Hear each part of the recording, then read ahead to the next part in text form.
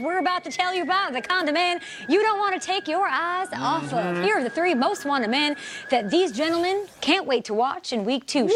Sheriff Schrager, tell me about the man you're on the lookout for week 1. Thank you, my lady. I'm gonna put this on right here. Okay. There's a quarterback in the league you might not know about, but I cannot wait to see. His name is Gardner Flint Minshew II. That's a real name. Gardner Flint Minshew II, and he's one of the 32 starting quarterbacks in the NFL. He starts for the Jacksonville Jaguars. He was born in Flowood, Mississippi. He went to Brandon High School in Mississippi. He won state championships, did the whole thing. Then he went to Northwest Mississippi Community College, where he played on Thursday nights. Yes, their games were on Thursday nights. Then he went to East Carolina, won some games there, and graduated. Said, you know what? I'm gonna go and look into maybe being an assistant and be a third-string quarterback at the University of Alabama for Mr. Nick Saban. Oh, no. Mike Leach called him up. Mike Leach up there all the way up in the Pacific Northwest. He called him up and said, hey, Gardner, why don't you go lead the league and lead the nation in passing touchdowns? That's right. That's right. I'll come up there. He goes up and joins Mike Leach up at Washington State, goes on to be the Pac-12 Offensive Player of the Year. He's 5th in the Heisman. And you know what? Goes in the 6th round in the draft. But before all that, at the Combine, yes, the Combine. Okay. Sheriff Schrager doing the whole goddamn Wikipedia. That's what I say, the Combine. This guy, Minshew, he got a 42 on that Wonderlic. 42. A 42 on that 42. Wonderlic. Almost a perfect darn near score, a 42. They asked him about it this week. He said, you know what? I'm a communications major. My other guy in the room, Josh Dobbs, an aerospace engineering major from Tennessee. He's probably the smarter guy. He's being humble because a true gentleman, a true man who wants to go lead a team, he doesn't talk about himself. He doesn't talk about his mustache. He talks about everybody else. And Gardner Minshew, he's got a game this weekend. I'm excited to see what he's got. His first NFL start, 6th round pick, the pride of Flowood, Mississippi. Hey. Looks like it could be an extra in that Righteous Gemstones program. Hey, but now. you know what? He's my quarterback. Gardner Minshew, you're wanted this Sunday. Wanted for excessive facial hair, offensive wrangling, Well and done, impersonation of an MVP. That's right about that. All right, here we go. Now look at here, ladies and gents. I'm looking for a fella who popped on the scene faster than Quick Draw McGraw. All right, he used to be a second guy out there behind a star that we've been looking for, Melvin Gordon, but he stepped up fast, man. Listen, he's all in the limelight like Butch Cassidy did Sundance Kid. I'm looking for the Chargers running back, my guy who's been playing that, not a guitar. It's the olden days. A little banjo, Austin Eckler, all right? A guitar. Y'all don't know, I was an extra in the movie Posse. That is the Black Cowboy movie. Oh, If I you know haven't it. seen it. And this Black Cowboy, and no, I'm not talking about Lil Nas X, we are going to give him the ball till we can't no more, and he's going to score till he does some more, all right? Listen, he had 150 total yards and 3 TDs. This man right here, he's up next there, fellas, and he is nastier than the inside of a spit fume. Hey. And that's it right there, all right? Also, I'm looking for you because I love what you're doing. Mario Van His Peebles. That's right, little Mario Van electric Eckler, he is one for impressive leaping, speeding, and larceny of a starting position. That's right. I do love that Van Peebles. I love Van Peebles, so I liked him in Solo, better than Terminator. I'm calling out to Northern California. The Oakland Raiders are ready to welcome a headbanded Wyatt from Kansas City who's ready to skin that smoke wagon and see what happens. That's why I call upon the rookie, yes, I said the rookie Cleveland Farrell, to meet him like Doc Holliday at the Oakland Corral. I call upon Cleveland to channel the greats who have blessed the sacred soil of the Coliseum, Mr. Howard Long, Mr. Chester McLaughlin, Mr. Barry Zito. I call upon him to knock that rooster haircut right off that amphibian Muppet-sounding ketchup eater. The silver and black are gonna hit him with all 57 varieties. Y'all wanna know what I want? You know, I want a no-look sack. I want a no-look boom! Right there. I'm looking over there. I'm sucking it. Boom! It's time to make a proclamation for Cleveland Farrell.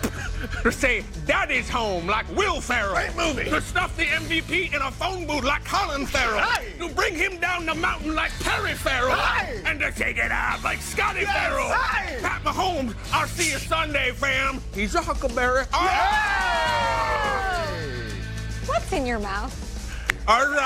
Tobacco. Oh, my God. My grandpappy makes his own tobacco, a little wacky tobacco. He be in a mason job, and I have a spittoon. I hope those are Tootsie Rolls. Are those Tootsie No, Rolls? it's a cup straight, if I'm Okay, being it honest. smells like I Tootsie kicked the Rolls. dirt on the spittoon at the Coliseum, and we're gonna kick it on Patrick Mahomes. Yeah, I don't know how to end this segment, so we're going to take a short break. We've got your Thursday Night Football ins and outs, the headlines, everything you need to know. Kickoff is hours away. Old-fashioned draw. Can you trust John Ross in your fantasy lineup? I'll be back to give you guys a Madam Adams read. 150 yards and 2 touchdowns. Should you start him in week 2? And how short's the leash for Jameis Winston, guys? Short. It's short, Kay. I'm not on that Tallahassee. Old-fashioned draw. Come on. Jimbo Fisher when we need him. 5 steps. 1, 2, 3, 4. Let's throw my towel. What was that? I'm sorry, I threw that my dip. 6 p.m. game day kickoff, followed by actual kickoff at 8:20 p.m. Eastern, only on NFL Network. This is our show. We're getting you set for all things week 2 right here on GMFB on this Thursday, September 12th. Kyle Brandt, Peter Schrager, Hello. Nick Burleson. Hello. 10 out of 10 accents, guys. Oh, it's 10 really good. 10 out of 10. Yeah, you like that? Yeah. It's good. You are very impressive. Hey, I don't even know what you're talking about. That's just another part of me. I wear Now, you still hang many with- hats. Many hats for Peter. Do you still hang with Billy Ray Cyrus? Still? Yeah, of course. That's my guy. Okay. Time for the lead block. Levi. Another remix. Let's do it. We've got a game, baby. Hours from now, and Tiffany Blackman is live with us at Bank of America Stadium Working in hard. Charlotte. Tiffany, Tiff. thanks for hanging out with us. We know you're trying to get all the ins and outs, but thank you for hanging out with us on GMFB. Let's talk defense. Defensive tackle Gerald McCoy, bit of a revenge game for him, facing his former team for the very first time. What's he saying on that phone right now about that matchup? Okay, he had a huge group of us media members surrounding his locker this week. And before he could tell us all just to chill about this game, his teammates come in stirring the pot, and we're hearing guys shouting out, oh, they can't wait to ask that boy about the Bucs. He's going to tell all. Well, McCoy didn't exactly tell all. He did say he knows what the Bucs are going to try to do to him. When pressed for more information, he said just watch the game. Now, he held court for what seemed like 30 minutes, and he did admit during that time to being bothered by being released and the fact that the Bucs gave his number 93 to Ndamukong Suh, but he says he has moved on from that. So while everyone else is calling this a revenge game, like yourself, Kay, McCoy isn't doing that. I'm gonna say this, my family, my friends, you guys, fans, everybody is making this game a big deal, and I'm not. Everybody thinks I'm going to make it a big deal, and I'm not going to. The only thing that's big about this game is I know exactly who I'm facing, what they're good at, what they're not good at. That's it. Now, McCoy also said, why would he be angry about this? He called it a business. The NFL's a business. Now, he also did talk about the fact that he wishes this game would have been in Tampa. As you know, their second meeting is going to be in London this year, so he won't get to face the Bucs down in Tampa. He said that he wanted to go there so that he could be booed by the fans, not because they don't like him, but because he's on a division rival. Also, keep in mind, he's going to be seeing the coach in Bruce Arians. That, is the reason why he's no longer with the Bucs. And Arians said, back then that McCoy's not as disruptive as he was 4 years ago. Again, though, this is not a revenge game. Remember that. Yeah, no, not at all, Tiffany. And the fact that they signed Ndamukong Suh a day later for the same money, no big deal. There's nothing there at all. I'm going to go to the other side of the ball here. The Carolina Panthers running back Christian McCaffrey put up incredible numbers in week 1. He played every single snap against the Rams. I don't know if that's sustainable, but what is the Buccaneers' plan for slowing this guy down, because he looks unstoppable right now? Maybe it's a healthy dose of the rookie linebacker, Devin White. Keep an eye out on how that matches up. But I did ask Coach Arians about McCaffrey's impact on the field, whether he has the football or not. And Arians said he's so versatile. They can use him at wide receiver, line him up at running back, even as a decoy. But he said we probably won't see him at decoy that much because he's their best player. Now, McCaffrey has had success against the Bucs in the past. Granted, Arians wasn't there, but when you look at those two meetings last year, McCaffrey in both games had over 150 yards from scrimmage, and he combined for 3 touchdowns. And then just this past weekend, he had 209 total yards. So he did get somewhat of a rest day this week. He was limited in practice on Tuesday just to give him some rest again. But even Coach Ron Rivera says it's hard to take him out in games when he's in a rhythm like that. And nobody wants to take him off of the field. It's part of the reason we're watching tonight, to see Christian McCaffrey, to see the Gerald McCoy revenge game. I said it. Sue's wearing his number. Like, are we kidding here? This is going to be crazy tonight. There with the Panthers. Tiffany Blackman will talk to you in a little bit. That's wild. I right? didn't know Sue was wearing his number. They gave him his number. Those two have been competitive almost, since their days back in the Big 12. I love it. Oh, that's awesome. Thursday Night Football is back. It's a clash between NFC South foes, Buccaneers and Panthers. We're all rivals here. Thursday Night Football tonight at 8. Only on NFL Network at 8 Eastern. Listen, I did this whole deep dive. They were number 2 and number 3 in their draft class in 2010, McCoy and Sue. They followed each other, Nebraska and Oklahoma. It's pretty crazy. Sue should show up tonight in like one of those kimonos with like a samurai sword like Gerald would do. I mean, it's that on the mark. Come on. And Batman tonight, costume. Yeah. the 7th time Jameis Winston and Cam Newton have faced each other. Do they have a rivalry? No, but they've got, a lot of similarities, I'd say. Newton's ahead, 4 wins to 2. Newton does have more interceptions than touchdowns on Thursday night. He's got a slightly higher passer rating and more rushing touchdowns than Winston does. So Cam and Jameis seem to be at a crossroads, respectively. So how important, Nate, is this game for both parties? For Cam, it's important for him to recapture the magic. I believe that the organization is behind him. His teammates are behind him. They speak highly of him. Even the city, they have rallied around Cam Newton through the great times and last year through the dark times, where they started off fast and then all of a sudden his arm went out and he was skipping balls on the ground. Cam's fine. Him recapturing the magic is purely for the benefit of Cam Newton, that offense, and that team. Jameis recapturing that magic, that's for the sake of his career. Because right now, I'm not seeing the organization, I'm not seeing the fan base scream loudly saying Jameis is our guy. I know that Bruce came out and said, I got the job, Jameis is my dude. That's what he's supposed to say as the new head coach. But right now, I feel like Jameis can do something that not a lot of quarterbacks can do. Really on the outs of his time with the Buccaneers, didn't start off the season well with the mistakes that he had last week. If he can play well moving forward, it's funny how fast people forget. This has happened before, and it can happen again. Jameis just has to ball out. I think we have to realize how high people were on Jameis coming out of college. This was supposed to be the next Andrew Luck. It was supposed to be the next John Elway. He had this stuff off the field that everyone's like, that's the thing. But the player on the field is so good. Yeah. He's such a leader. Such a leader, and you never see a leader like this. I was watching Hard Knocks from the Buccaneers season, and they had a clip of our show on that Hard Knocks season. And it said, who'd you rather have, Cam or Jameis? And we had this heated discussion. And I think we came out on the edge of Jameis is younger, Jameis has a better upside.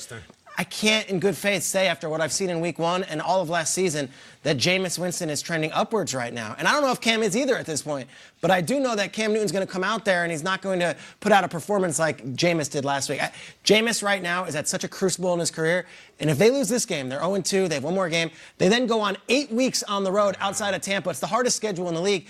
We might be writing off the Buccaneers before we even hit October. That's how drastic this could be. Jameis needs to show up, and tonight, if he gets a win, it totally changes my feelings and our script on Jameis Winston. Really needed that home opener against Tampa, didn't they? I mean, against San Francisco. I have a hard time with this because we try to be positive, we try to celebrate people, we try to be pro-football. I can't find a means to do that with Jameis. I don't want to sit here and just bash Jameis, but I kind of come out with Peter. I remember the Seminole, and I remember the cult of personality. He was so charismatic, and he was so flawed, of course. But once he got on that field, he had the very elusive it.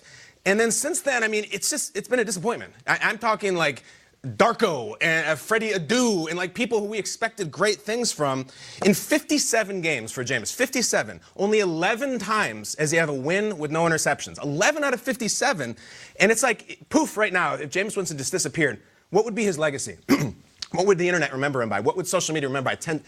It's that stupid speech with him eating the W. I'm serious. I'm not making a joke. That is what they will remember him by because there aren't the wins there.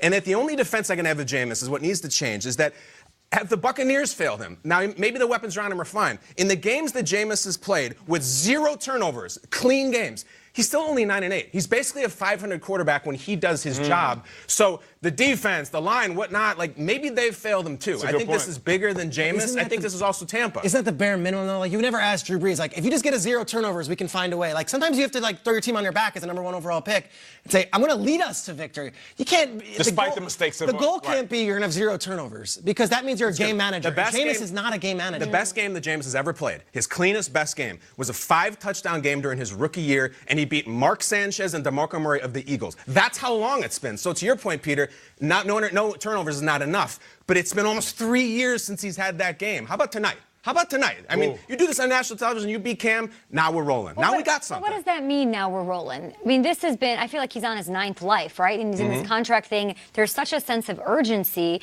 And these next 3 or 4 or 5 weeks are going to determine his future. His career is going to be determined over this next third of the season. So let's say he goes out there, lights it up. He had 3 takeaways in the season premiere last week. Now if he has 0 for the next 5 weeks, is he going to get broke off somewhere? Are they going to keep him around? Like, what if he plays amazingly, Triggs? What does that mean? Yeah, if he's good this year, yeah, the Bucs want it to work. Their general manager took him 1st overall. You know, everyone's got a lot at stake, and they've hired Arians on the thought that Arians love Jameis. Like, they want it to work. So they're going to re-sign him if he's good for the next 5 weeks? Absolutely. Wow. They want this to work, but they have to make a tough decision if it doesn't. I think it's harder for them to look at themselves in the mirror and be like, wow, we really are going to go on for another quarterback and start this all over again. We're so invested in Jameis, but Kay, I think he could salvage his career this season. He absolutely can. And we are here for that hours from now on NFL Network. He's 0-3 on Thursday Night Football, looking for that first W tonight against Cam Newton. We at NFL Network are excited, of course, about this game. We know Panthers fans and Bucs fans especially, but we're also thinking about everyone who's dealing with the aftermath and the impacts, the after effects of Hurricane Dorian. So you can help right now. Get out your phone. 90999 is the number. It's right there on the screen. That automatically donates $10 to American Red Cross Relief for Hurricane Dorian. Do it. You're setting your fantasy lineup. You're texting your buddy about where you guys are going to meet up and watch the game. It's just $10. It makes a huge, huge difference. Do that, and we'll be back. Is the best dual threat in the league